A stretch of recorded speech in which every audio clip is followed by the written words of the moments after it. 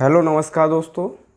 मैं आपका दोस्त vision all exam YouTube channel में मैं आपका स्वागत करता हूं। जैसा कि आप स्क्रीन पर देख रहे हैं, स्क्रीन पर पंचायती राज और नगर निगम का जो भी लोगो लगा हुआ है, ये डायग्राम बना हुआ है। आज इसको देखेंगे। ये पॉलिटी की दूसरी क्लास है और इसके बाद तीसरी होगी। 3 क्लास में आपकी पॉलिटी कंप्लीट हो जाएगी, जिससे कि आपके पेट में 5 नंबर आना कोई नहीं रोक सकता। ओनली यही देखना है। चलिए चलते हैं, टाइम को ख़राब ना करते हुए। जैसा कि ये पंचायती राज, कौन? पंचायती राज। पंचायती राज आपको बता दें, अगर नहीं पता हो, पंचायती राज जो प्रधान बनता है वो होता है वहीं पे। जैसे इसका शुभारंभ हुआ था 2 अक्टूबर 1949 को। कब? 2 अक्टूबर 1959 को राजस्थान के नागौर ज़िले से जवाहरलाल नेहरू द्वारा किया गया था। अभी कन्फर्म है, ये आपको इम्पोर्टेंट है, याद करना है कि पहला कौन सा, यानी पहला ज़िला कौन सा है जहाँ पर पंचायती राज लागू हुआ था। तो राजस्थान का नागौर। कब हुआ था? 2 अक्टूबर 1959 को। किसने किया था? जवाहरलाल नेहरू ने। ठीक है साहब। अब देखते हैं संवैधानिक दर्जा, यानी संविधान में इसको दर्जा कहाँ पर मिला हुआ है। अगर इसको देखें संविधान में दर्जा कहाँ मिला हुआ है, तो 73वां संविधान संशोधन अधिनियम 1992 के अनुसार ये 73, और ये वाला नगर निगम वाला 74वां कॉन्स्टिट्यूशन अमेंडमेंट एक्ट, यानी संविधान संशोधन अधिनियम। और 24 अप्रैल 1993 को लागू हो गया था। पंचायती राज कब लागू हो गया था? 24 अप्रैल 1993 को। ये 3 स्तर पे है: ग्राम पंचायत, खंड पंचायत और जिला पंचायत। मैं बता दूं आपको, जो इधर बनेगा प्रधान और इधर ब्लॉक प्रमुख या बीडीओ, जो वो होते हैं।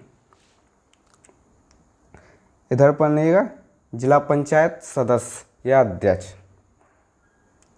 इसके जनक हैं लॉर्ड रिपन। स्थानीय स्वशासन के, लोकल गवर्नमेंट के कौन है? Lord Ripon. और ये राज्य सूची का विषय है। शुरुआत की गई थी बलवंत राय मेहता द्वारा। कुल विषय 29 हैं। ये तो आपका हो गया पंचायती राज। अगर नगर निगम देखें तो इधर विषय कितने हैं? 18। नगर पंचायत, नगर पालिका और नगर निगम। और आपको तो बस इतना याद रखना है, बस इतना। 74वां संविधान संशोधन अधिनियम 1992 द्वारा, और लागू कब हुआ था? 1 जून 1993 को। और ये कब? 1 अप्रैल। एक और मैं आपको बता दूं, इम्पोर्टेंट है। एक तो ये देखना है, ये इतना इम्पोर्टेंट है, ये भी डेट। और इधर ये बलवंत राय मेहता, 29 विषय जनक, ये इम्पोर्टेंट हैं। राज्य सूची का विषय, ये भी इम्पोर्टेंट है। इधर आप इसको भी कर लें और इधर इसको, बस क्वेश्चन बन जाएंगे। आगे चलते हैं। पंचायती राज की प्रमुख समितियां, जैसे पहली समिति आई थी बलवंत राय मेहता। कब आई थी? 1957 में। तो इसने सुझाव दिया था जो पंचायती राज होना चाहिए वो कैसा होना चाहिए? त्रिस्तरीय, यानी 3 स्तर पर: ग्राम पंचायत, खंड पंचायत और जिला पंचायत। फिर उसके बाद अशोक मेहता जी आए। कौन आए? अशोक मेहता जी। इन्होंने दी 1977 में। सुझाव दिया था इन्होंने 2 स्तरीय का। कौन सा? 2 स्तरीय का। एक तो खंड पंचायत और जिला पंचायत। फिर आए जेवी केशव समिति 1985 में। फिर आई लक्ष्मीमल सिंघवी समिति 1986 में। पंचायती राज को संवैधानिक दर्जा इसी समिति द्वारा प्राप्त हुआ था। अब ये पूछ सकता है कि पंचायती राज को संवैधानिक दर्जा किस समिति की सिफारिश के आधार पर दिया गया? तो कौन हो जाएंगे? लक्ष्मीमल सिंघवी समिति। पी के थोंगन, फिर ये आई 1988 में। ये इम्पोर्टेंट है, अगर ज़्यादा कठिन बनेगा तो यहीं से क्वेश्चन आएगा, नहीं तो इधर से ही हो जाएगा, इधर से इस वाली स्लाइड से काम हो जाएगा। आगे चलते हैं। पंचायती राज एवं नगर निगम चुनाव राज्य का जो निर्वाचन आयोग है वो करता है, इसको केंद्र का नहीं, राज्य का। सदस्य बनने की न्यूनतम आयु 21 वर्ष है। सभी स्तरों पर महिलाओं की आरक्षण सीट कितनी है? 1/3, ये भी पूछता है। कार्यकाल 5 वर्ष है। वित्त की सिफारिश राज्य वित्त आयोग, केंद्र का नहीं, राज्य का। रिक्त सीट पर 6 महीने में निर्वाचन हो जाएगा। वर्तमान में नागालैंड, मिजोरम, मेघालय, अगर बहुत ही एडवांस लेवल का बनाएगा अगर पेपर तो रखेगा नागालैंड या मिजोरम या मेघालय में पंचायती राज व्यवस्था नहीं है। अगर बहुत ही ज़्यादा अंदर पूछेगा तब रखेगा, नहीं तो उसकी दम नहीं है UP पेट वाले की। अब आते हैं वित्त आयोग। वित्त आयोग पे आने से पहले वित्त आयोग को एक आम भाषा में देखने, वित्त आयोग का मेन काम ये है, जैसे कि जितना भी आप टैक्स दे रहे हैं, आपने टैक्स दिया, टैक्स पूरा इकट्ठा हो जाएगा। टैक्स को केंद्र और राज्य के बीच में बांटना कैसे है, कितना परसेंट कौन लेगा, केंद्र कितना परसेंट लेगा, राज्य कितना परसेंट लेगा, ये काम कौन करता है? वित्त आयोग। बस। गठन राष्ट्रपति द्वारा प्रत्येक 5 वर्ष पर, राष्ट्रपति करेंगे कब? प्रत्येक 5 वर्ष पर। ठीक है साहब। इनका कार्य सुझाव संघ और राज्य के मध्य करों का बंटवारा, बस यही है, और राज्यों को अनुदान सहायता संबंध, बस मेन काम ये है, ये वाला। वित्त आयोग के अध्यक्ष देख लें।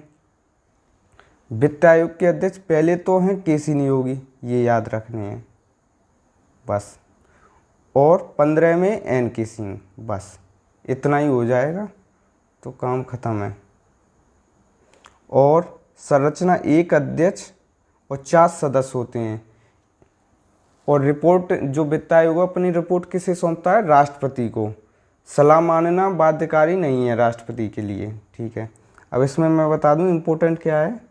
एक तो ये देखना है, ये वाला चीज़, और इधर ये, और ये केसी नियोगी और NK सिंह, और ये, और रिपोर्ट किसको देते हैं? ये, बस ज़्यादा कुछ देखना ही नहीं है। अब देखते हैं निर्वाचन आयोग। और साहब 280 में ये आपको याद रहना ही चाहिए अनुच्छेद, ये भी इम्पोर्टेंट है। अब चलते हैं निर्वाचन आयोग।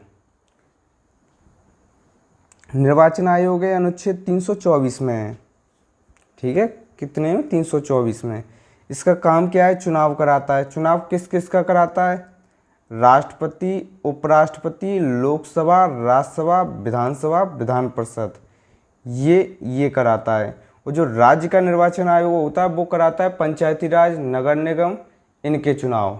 ठीक है, इसको जो कन्फ्यूज़न है उसको दूर करो कि जो राज्य का निर्वाचन आयोग होता है वो पंचायती राज, नगर निगम का इलेक्शन कराता है। जो केंद्र का होता है वो ये कराता है राष्ट्रपति का, उपराष्ट्रपति, लोकसभा, राज्यसभा, विधानसभा, विधान परिषद। ठीक है साहब।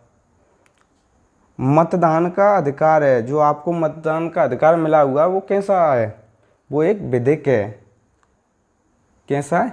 अब आपके पास आ जाएंगे कि मतदान का अधिकार है, वह अधिकार है कौन सा? कि मूल अधिकार है, कि विधिक अधिकार है, कि प्राकृतिक अधिकार है। तो उसमें लगाना है विधिक अधिकार है, लीगल राइट है। मताधिकार की आयु यानी 61वां संविधान संशोधन हुआ था 1988 में। उसमें जो मतदान की आयु है 21 वर्ष से घटाकर कब कर दी गई? 18 वर्ष।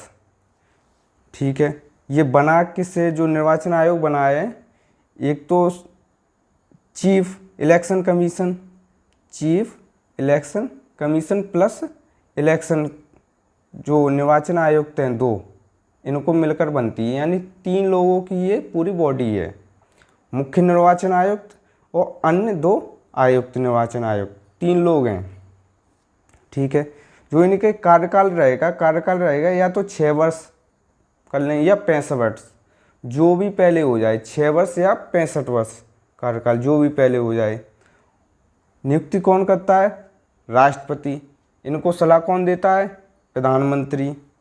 प्रथम निर्वाचन आयुक्त कौन था? सुकुमार सेन। ये तो देखना ही है। प्रथम महिला मुख्य निर्वाचन आयुक्त BS रमा देवी। वेतन भत्ते और अनुलाभ सर्वोच्च न्यायालय के न्यायाधीश के समान। अब इसमें ही बता दे रहे हैं क्या क्या इम्पोर्टेंट है, ये देखना है। ये तो भाई देखना ही है, आता ही है, इधर देख सकते हैं, वैसे पता होना चाहिए आपको। सुकुमार सेन इम्पोर्टेंट। राष्ट्रपति नियुक्ति, इधर तो सारा ही कुछ इम्पोर्टेंट है। वेतन भत्ते, अब मैंने बनाया ही सब इम्पोर्टेंट हो क्या, ठीक है, एक बार इसको देख लें। अब देखते हैं आपातकाल। आपातकाल यानी इमरजेंसी। इमरजेंसी का प्रोविज़न हमारे यहाँ पर एक तो है 352 में और 356 में और 360 में। इधर तो राष्ट्रीय आपातकाल, कौन सा? राष्ट्रीय। इधर है राष्ट्रपति आपातकाल। इधर है वित्तीय। ठीक है साहब, ये 3 आपातकाल हैं, इनको देखना है। तो सबसे पहले देखते हैं हम राष्ट्रीय आपातकाल को। राष्ट्रीय आपातकाल जो 352 में है, इसकी घोषणा अभी तक 3 बार हो चुकी है, 1952 में, 71 में और 75 में। इतना ही पूछता है और कुछ नहीं। कारण युद्ध, बाह्याक्रमण, 3 कारण हैं। जो राष्ट्रीय आपातकाल लगता है उसके 3 कारण हैं, या तो युद्ध हो या बाहरी आक्रमण हो, या तो आप किसी से युद्ध लड़ने या आप पर कोई बाहर से आक्रमण करेगा तो लग जाएगा। और तीसरा है, तीसरे को आपको ध्यान से देखना है। यानी पहले तो था ये 1978 से पहले आंतरिक अशांति। आंतरिक अशांति का मतलब ये कुछ भी, यानी जैसे तुम्हारे घर में कुछ भी हो जाए, आंतरिक अशांति, तो उसके अनुसार ये लगा देते थे क्या? लॉकडाउन नहीं, सॉरी, आपातकाल बोलेंगे, आपातकाल लगा देते थे। लेकिन 44वें संविधान संशोधन 1978 हुआ मोरारजी देसाई की सरकार में, तो वहाँ पे क्या हुआ, ये रिप्लेस हो गया। कौन सा? सशस्त्र विद्रोह से। सशस्त्र विद्रोह का मतलब ये है कि आप आपातकाल तभी लगा सकते हैं जब सशस्त्र विद्रोह, यानी जो भी विद्रोह हो शस्त्र के साथ हो। शस्त्र यानी बंदूक AK-47 हो, जो असला बारूद जो भी हो, यानी शस्त्र होना चाहिए। आंतरिक अशांति ऐसे ही नहीं कि कुछ भी हो जाए। तो ये तो हो गए 3 कारण। ठीक है साहब। फिर राष्ट्रपति शासन देखते हैं अगला, जो 356 में है। इसका कारण ये है कि जिस राज्य में ये लगेगा, ये राज्य में लगता है, ये केंद्र में या केंद्र के किसी छोटे से भाग में भी, भारत या भारत के किसी राज्य या किसी भाग में भी लग सकता है राष्ट्रीय आपातकाल। और राष्ट्रपति आपातकाल किसी राज्य में ही लगेगा, पूरे भारत में नहीं। और ये जिस राज्य में लगेगा वहाँ का जो राज्यपाल है वो बोलेगा राष्ट्रपति साहब को कि यहाँ पे संवैधानिक तंत्र विफल हो रहा है। क्या हो रहा है? संवैधानिक तंत्र विफल हो रहा है। हो जाएगी उद्घोषणा। चलिए चलते हैं। आपातकाल की उद्घोषणा संसद के अनुमोदन पर। राष्ट्रीय आपातकाल की दशा में संसद के दोनों सदनों द्वारा विशेष बहुमत से 1 माह के भीतर में पास होना जरूरी है। राष्ट्रपति शासन है। वित्तीय आपातकाल की दशा में संसद के दोनों सदनों द्वारा विशेष बहुमत से 2 माह में। अब ये चीज़ आपकी समझ में नहीं आई होगी, इसको बता दें। यानी एक बार अगर लग जाए, अगर राष्ट्रीय आपातकाल लग जाए या राष्ट्रपति लग जाए शासन, तो उसमें क्या है, अगर राष्ट्रीय आपातकाल लगेगा तो उसकी दशा में आपको विशेष बहुमत से लगाने के 1 माह के भीतर आपको पास करवाना होगा, नहीं तो 1 माह ही चल पाएगा, ख़त्म हो जाएगा। और एक बार पास हो जाएगा तो भाई वो चल जाएगा। 6 माह करके अनिश्चित काल तक।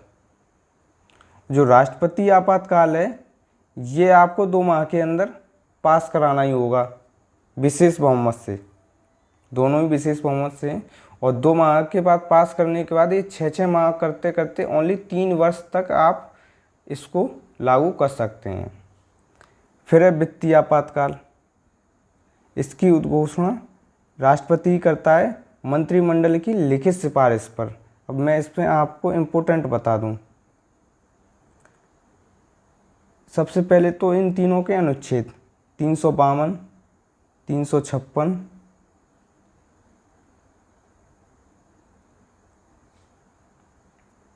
360, ठीक है साहब। युद्ध, महाआक्रमण, सशस्त्र विद्रोह, ठीक है। 1962, 71 और 75। उधर ये इसका कारण है, जो राष्ट्रपति आपातकाल लगता है राज्य में उसका। और राष्ट्रपति लगाएंगे संघीय मंत्रिमंडल के लिखित प्रस्ताव पर, बस। और ये अनुच्छेद 352 से ये भाग ये है, बस इतना बहुत है। इसको देखना चाहें तो देख सकते हैं, आपकी मर्जी। चलिए आगे चलते हैं।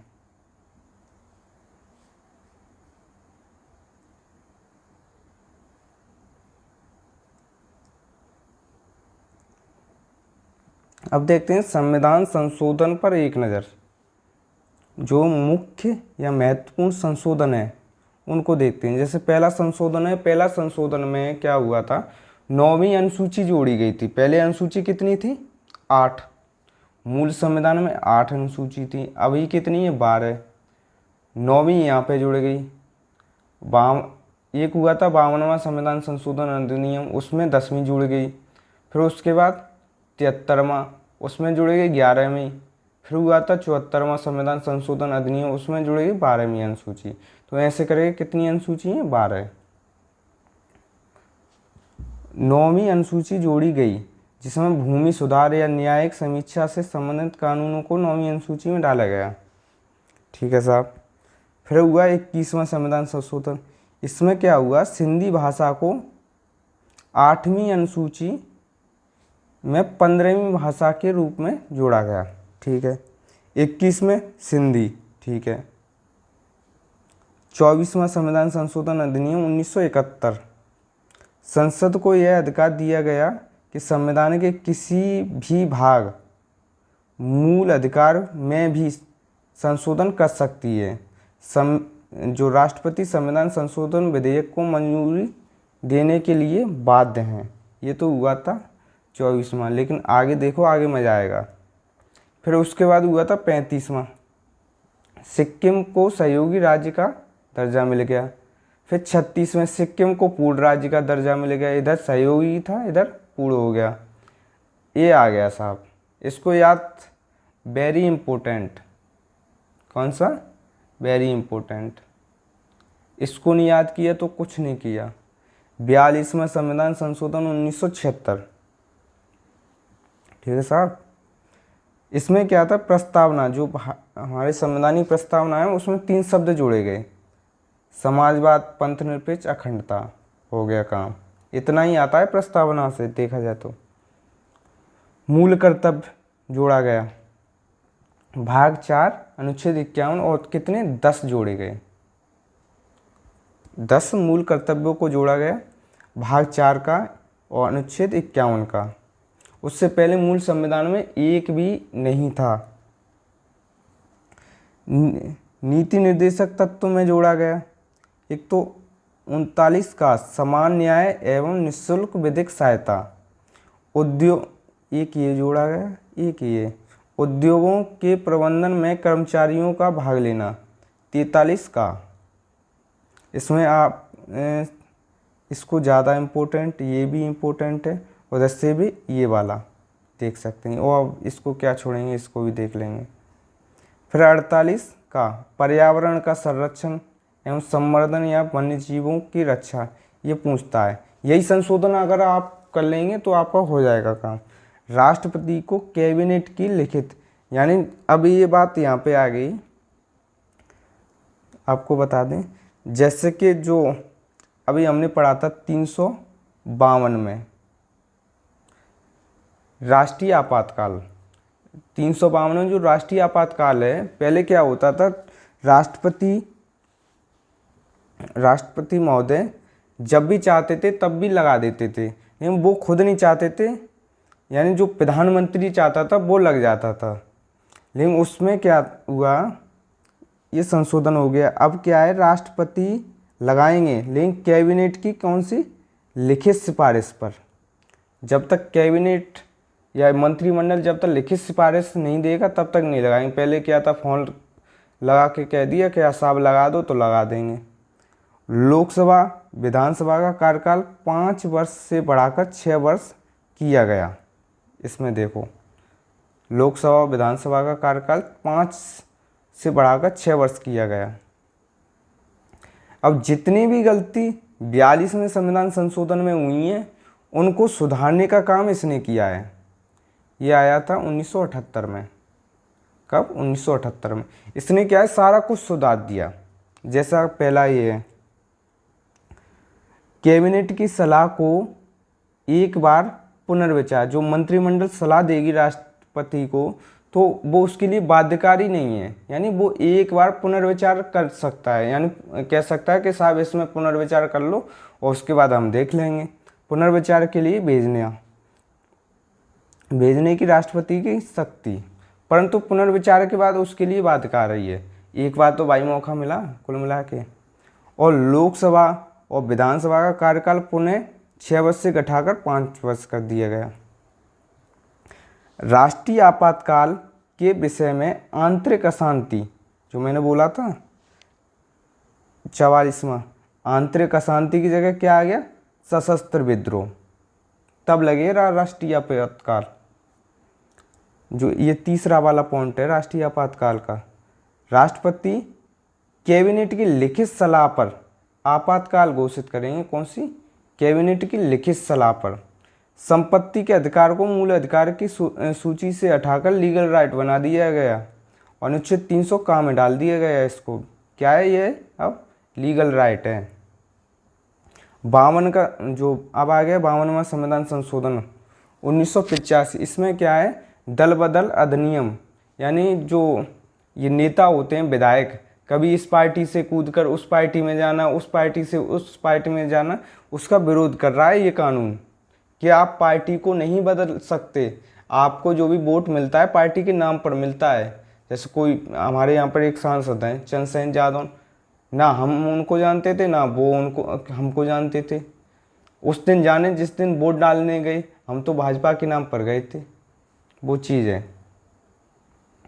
भाजपा हो या सपा हो, मैं किसी पार्टी का वो नहीं हूँ समर्थक कुल मिला के। इससे ये है कि आपको जो भी वोट मिलता है, वोट बैंक, वो पार्टी के नाम पर मिलता है, आपको पर्सनली कोई नहीं जानता है बस। और आप पार्टी को छोड़ के जा रहे हैं तो वोट तो पार्टी को मिला है, इस वजह से ये आया था कानून। ठीक है। 61वां संविधान संशोधन अधिनियम 1989। इसमें क्या था, लोकसभा और विधानसभा में मतदान की आयु 21 वर्ष से घटाकर 18 वर्ष कर दी गई। फिर हुआ 69वां संविधान संशोधन 1991 में। इसमें केंद्र शासित प्रदेश दिल्ली को राष्ट्रीय एनसीआर का दर्जा दिया गया, राष्ट्रीय राजधानी क्षेत्र बनाया गया। इसके बाद 89, अनुसूचित जाति अनुसूचित जनजाति के लिए अलग अलग आयोग की व्यवस्था। 91वां संविधान संशोधन, जो केंद्रीय मंत्रिपरिषद का जो आकार है वो लोकसभा के 15% के बराबर होगा और राज्य मंत्रिपरिषद का आकार विधानसभा की कुल सदस्य संख्या के 15% होगा, किंतु न्यूनतम 12 से कम ना हो मंत्री ये राज्य में। और वहीं दिल्ली का देखें तो दिल्ली में 10% है मंत्रिपरिषद का आकार। 92वां, 21 में कौन सी जुड़ी, सिंधी, और इधर बोडो, डोंगरी, मैथिली और संथाली ये भाषा जोड़ी गई। इससे पहले आपको ये भी देखना पड़ेगा, इसमें है, इसमें नहीं है। 71वां संविधान संशोधन, इसमें नमक, नेपाली, मणिपुरी और कोंकणी, ये 3 भाषा जोड़ी गई थी 71 में। 71 और ये 2 और 7 तो 92, और 92 में ये बोडो, डोंगरी, मैथिली, संथाली भाषा को जोड़ा गया। 8वीं अनुसूची में 22 भाषा हो गई। 97 में संविधान सहकारी समिति से संबंधित है, संवैधानिक दर्जा प्राप्त हुआ। 99 में संविधान संशोधन, उच्चतम न्यायालय एवं उच्च न्यायालय के न्यायाधीशों की नियुक्ति के लिए कॉलेजियम प्रणाली के स्थान पर राष्ट्रीय न्यायिक आयोग बना दिया गया था। ठीक है, इसको गैर संवैधानिक ठहरा दिया, असंवैधानिक, 2015 में उच्चतम न्यायालय। यानी कॉलेजियम में तो एक मुख्य न्यायाधीश और 4 वरिष्ठ न्यायाधीश, ये लोग जिस न्यायाधीश को यानी सुप्रीम कोर्ट का या हाई कोर्ट का नियुक्त करना चाहते हैं उसकी सलाह राष्ट्रपति को देंगे, राष्ट्रपति उसको नियुक्त कर देगा। ये तो बात इसकी थी कॉलेजियम सिस्टम की। लेकिन एनजीएसी बीच में घुस गया, राष्ट्रीय नियुक्ति आयोग, फिर इसको खारिज करना पड़ा साहब। 100वां संविधान संशोधन अधिनियम 2015, इसमें क्या था, भारत और बांग्लादेश के मध्य भूभाग का स्थानांतरण, के कुछ भाग भारत ने लिया बांग्लादेश से और अपना भाग कुछ बांग्लादेश को दिया, यानी यहाँ पर हुआ था एक्सचेंज, आपको बताते हैं। फिर आया 101वां, ये जीएसटी से, ठीक है साहब। 102 ओबीसी आयोग को संवैधानिक दर्जा प्राप्त हुआ। अरे साहब ये इधर लग गया है। 70वां दिल्ली पुडुचेरी विधानसभा के निर्वाचित सदस्यों को राष्ट्रपति चुनाव में मतदान करने के लिए, ठीक है। 71 में जो नमक आया था, नमक, नेपाली, मणिपुरी और कोंकणी ये जोड़े गए थे 71 में, 92 में। फिर 86वां संविधान में मूल अधिकार की श्रेणी में अनुच्छेद 21 का जोड़ा गया, जिसमें 6 से 14 वर्ष के बच्चों के लिए निःशुल्क प्रारंभिक शिक्षा है। ये तो मूल अधिकार में जोड़ा गया। और इधर डीपीएसपी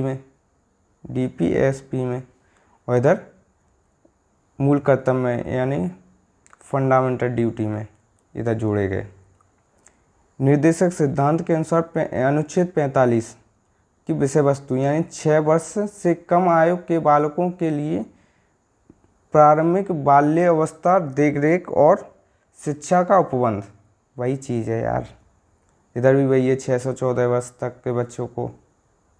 103 में आ गया आर्थिक रूप से कमजोर वर्ग ईडब्ल्यूएस के लिए शैक्षणिक यानी 10% और आरक्षण। अब ये गलत बात है, संविधान में पहले से ही लिखा है कि जो आरक्षण है, आरक्षण 50% से प्लस नहीं होगा।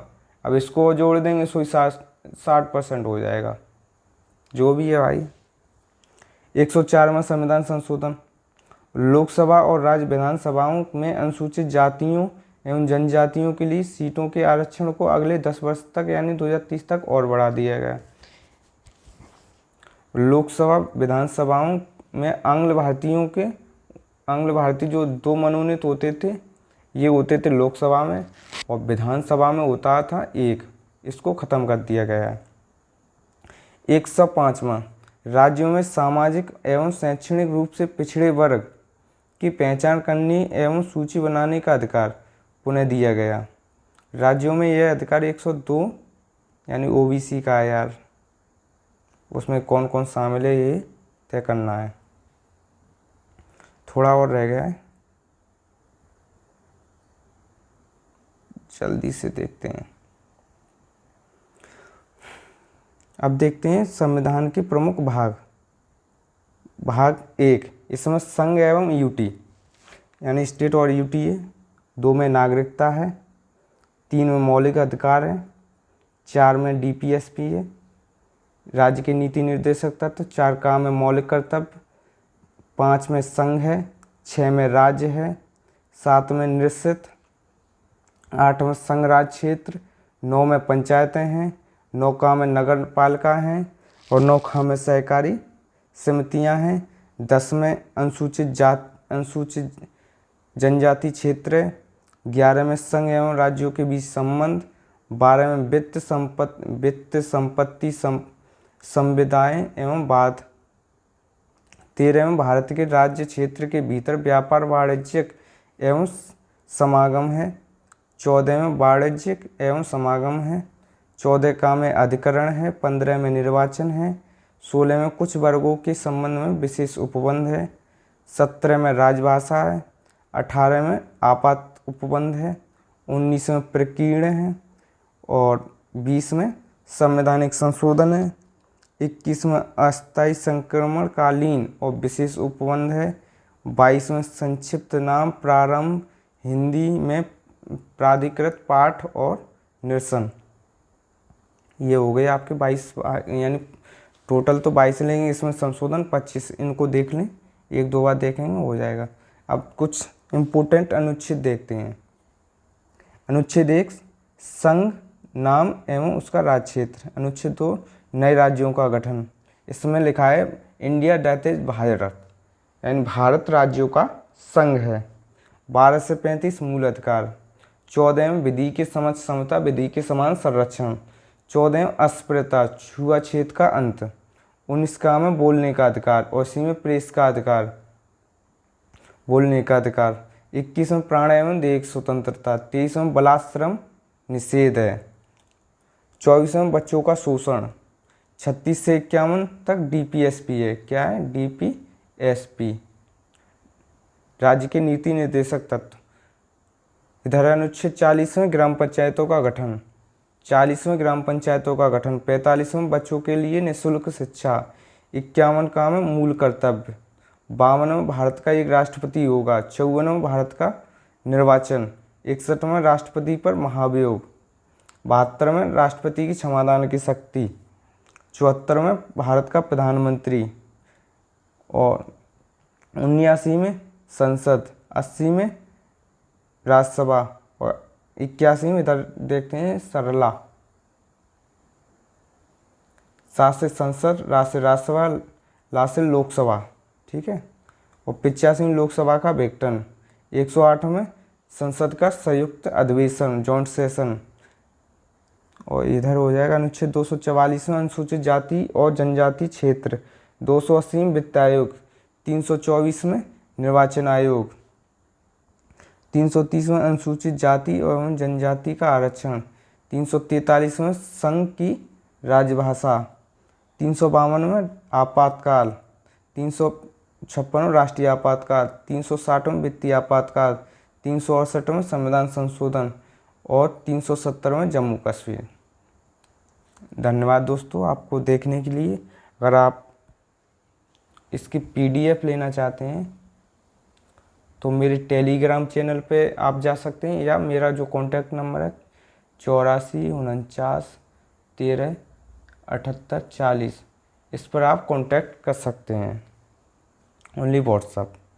इसकी लास्ट क्लास एक और होगी, उसके बाद आपकी पूरी पॉलिटी हो जाएगी एक तरह से ख़त्म। आपको बता दें, ये बहुत है यार, कुछ नहीं छोड़ा है। अब यहाँ से यही क्लास रह गई है।